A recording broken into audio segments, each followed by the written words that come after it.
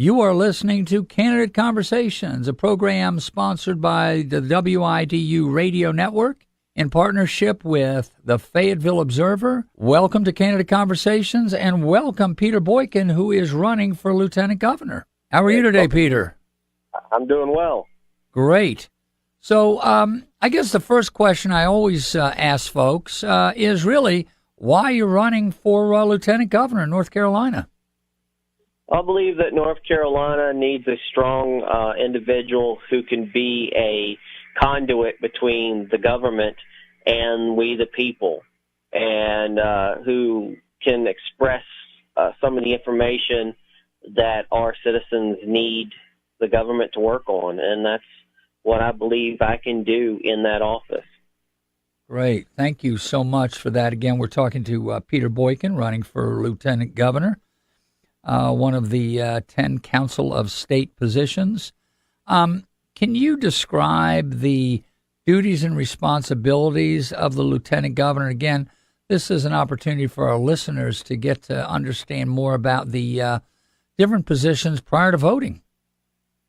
Yeah, the Lieutenant Governor, it's been described as a bully puppet. It's not a hugely powerful position, but you do kind of have an in-between of the legislative and the executive. You sit as the president of the Senate, sort of like a VP does in federal.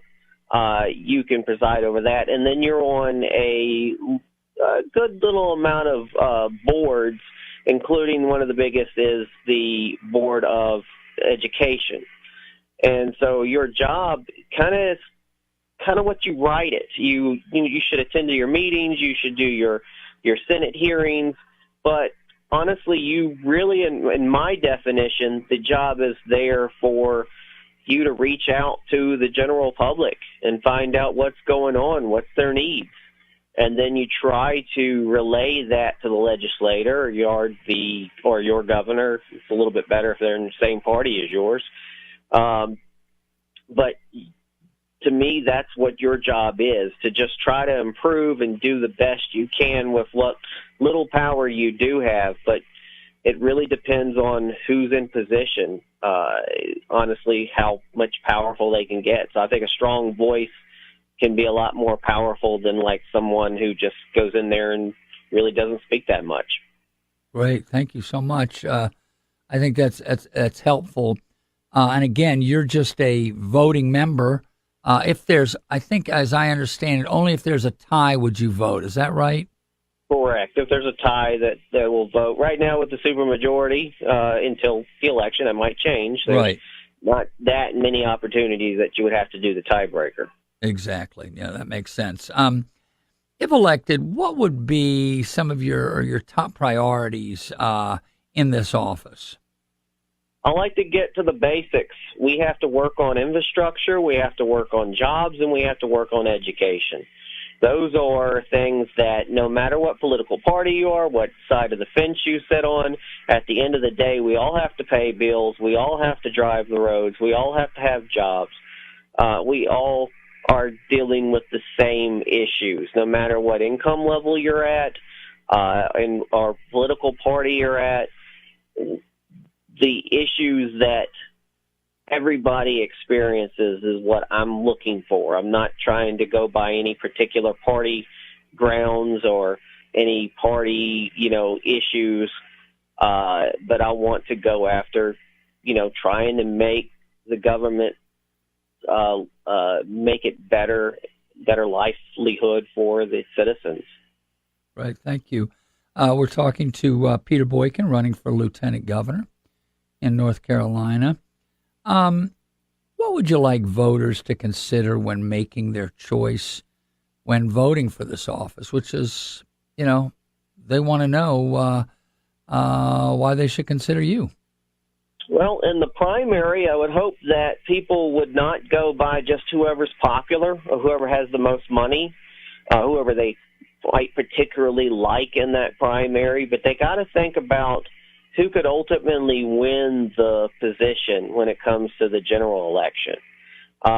For me, I believe that I could offer a lot to the table that my opponent on the other party would probably not be able to hold me on some of the things that she could do or he could do to other candidates, because I believe I'm a constitutionalist for liberty. I'm a more moderate. I'm a social I'm not a social conservative. I am a physical conservative, and I believe in we the people. At the end of the day, I would hope that people would consider finding someone who's willing to work with everyone in the community, not just somebody who's in my party.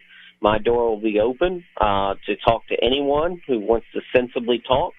I absolutely do not agree with extremist views on either side of the party line, and I want to sit down and get things accomplished with whoever is willing to sit at the table. Always refreshing to hear that reaching across the aisle attitude, which is lacking in the federal government, and at times it's lacking in state government and local government. So that's I think, a very positive attitude to have. Again, we're talking to Peter Boykin, running for lieutenant governor. Are there any personal experience that inspired you to enter in this field of politics? When I was younger, when I was in high school, I ran a couple of times for student council. I participated in student council and did a lot of clubs and things when I was in school. Basically, I've been an activist for a while, seen what's been going on in the government, and figured that you can sit on the sidelines and you can do protests and yell at buildings and hold signs, but until you actually can take part in your government in some way to help be that bridge, to work for yourself and other citizens, that's the only way to do it is through being in office, because our government is for the people and by the people. And so you have to step up and run for an office. And that's the only real way you can bring a lot of change, especially unless you're like, some people do the route where they have a lot of money and then they influence. But when you're a grassroots person like myself, the best I can do is run. It does hinder you a little bit when you don't have enough funding, but at the same time, if you got the skills and you can go for it, I would encourage anybody to, run for office, be a part of the system. If you complain about the system, the only way you can make change is from within. Thank you. And that makes a lot of sense. Why should people vote for you? We got the election, the primary coming up March 5th. General will be in November. Why should people vote for Peter Boykin for lieutenant governor? Well, I have a large experience of living in North Carolina for many years, lived in multiple locations, kind of been all over the state. I did a lot of odd jobs where it took me all over the state. I love how the state is. But I worked in Cary, North Carolina for over 12 years in IT position, and I was an engagement manager. I ran multi-million-dollar contracts, and I was trusted, and I did training, and beyond that, I also managed multiple movie theaters through the years and customer service. I have the skill set and the management experience that I could easily jump from, say, eventually, lieutenant governor, which is, one heartbeat away from governor. I could take over and to do that position when needed. So there wouldn't be an issue where if the governor had to step away, I could take over. I have that experience. I have experience where I've saved their jobs, where I worked with individuals to get the best quality out of what we were doing in the position. I've got our multiple jobs that I worked at where a lot of times we started in the hole, and it was an IT system where you start with tickets, thousands of tickets behind, and I always found out ways to get us out and actually see the horizon. I've always looked for solutions to issues and problems, and better ways to educate and better quality standards for our employees, but not in a way that hurts and hinders our employees. So I've always been someone who's, been very customer and employee and internal customer focused.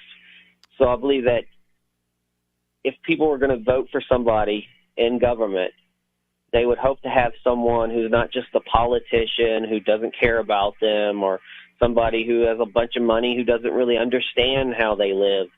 I am someone that is reachable, who is understanding, and who is open-minded to speak to whoever wants to speak to me. And together we can get things done. Great. Thank you so much. Anything else you'd like to add?